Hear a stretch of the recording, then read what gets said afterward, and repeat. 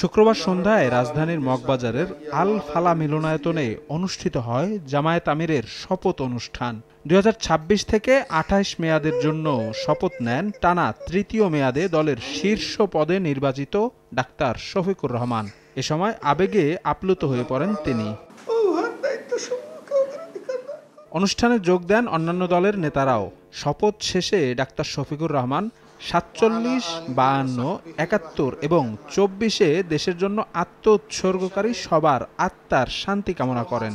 নতুন বাংলাদেশ গড়ার জন আকাঙ্ক্ষা পূরণে সব রাজনৈতিক দলকে ঐক্যবদ্ধ থাকার আহ্বান জানান তিনি। গত 15 বছর, বিশেষ করে 15.5 বছর জাতি একটা দুঃসময় পার করেছে। সকল শ্রেণী পেশার মানুষ সকলেই মজলুম ছিলেন। কে বড় মজলুম আর কে ছোট মজলুম এই বিতর্কে আমরা যাব না। আমরা এক কথায় স্বীকার করি সকলেই মজলুম ছিলেন। নতুন বাংলাদেশের যে প্রত্যাশা জেগে উঠেছে, এই বাংলাদেশ গড়ে তোলার ক্ষেত্রে আমরা সবাই মিলে একসাথে ঐক্যবদ্ধ হয়ে কাজ করব। এখানে কোনো রাজনৈতিক বিভাজন আর মেজরিটি এবং মাইনরিটির কোনো সংঘাত আমরা আর দেখতে চাই না। ম্যাক্স, দেশের সবচেয়ে শক্তিশালী 52.5 এন গ্রেডের পিসিসি সিমেন্ট। এর আগে সকালে ঢাকা 17 আসনে বাংলাদেশ জামায়াতে ইসলামী আয়োজিত গণসমাবেশে যোগ দেন ডাক্তার শফিকুর রহমান।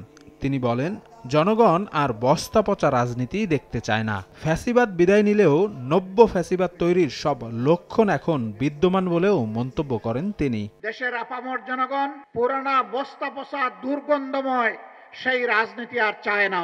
নতুন বাংলাদেশ পুরাতন ফর্মুলায় আর চলবে না ইনশাআল্লাহ।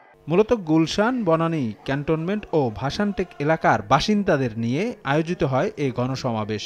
ভাসানটেকের বিআরপি মাঠে আয়োজিত গণসমাবেশে যোগ দেন বিভিন্ন বয়সী হাজারো মানুষ। শফিক মুন্সি, সময় সংবাদ, ঢাকা।